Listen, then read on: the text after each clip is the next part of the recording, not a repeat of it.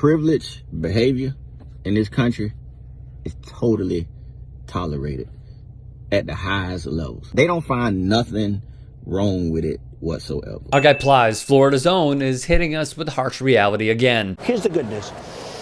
I'm very rich. I don't need anybody's money. It's nice. On the man born with a silver spoon. I'm really rich. Fortunately, I'm very rich. A man who could not fail from birth yet has been allotted chance after chance after chance after failing repeatedly. No different than a guy running around telling blatant lies and falsehoods and trying to shred democracy and trying to overturn an election that they know they lost. And Plies is calling him out. The wind stands. Joe Biden now clearly the president-elect of the United States. Even when Fox News calls it. Yeah, but he's a perfect example of white privilege. Let's keep other people down so we keep winning, so I can keep filling my own pockets. And he and the Republican Party at this point are all about no one's succeeding except for them. Trump's privilege relents. This country totally sits back and accepts privilege behavior. Because they probably did something similar to that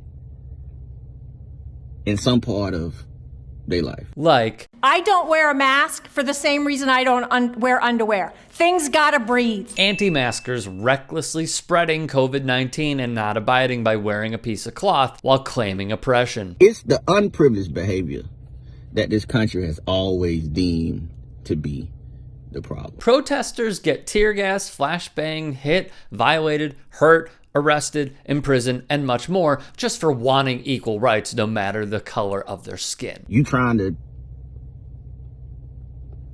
protest for something, they deem that to be the problem. They don't deem what you protesting to be the problem. They deem what the fact that you're even trying to defend this is what's the problem. While people attending the protests might actually be more likely to get the virus, overall, it led to a decrease in the incidence of viral spread. So they protest responsibly in the middle of a pandemic. Anti-lockdown, anti-maskers also protest, but they do so irresponsibly. As Vox wrote, what has been most glaringly obvious about these protests isn't the far-right theatrics, it's that almost everyone marching to end stay-at-home orders is white.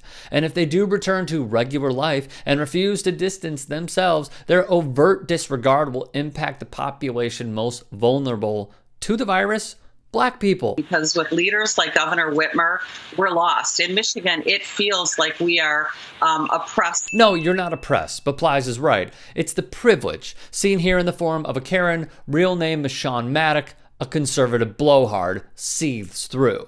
Oppression is not a term that should be used willy-nilly at the first feeling of discomfort, crying it to get your way, putting other people's health and lives at risk. Many of us are uncomfortable right now, but please do not conflate discomfort with oppression.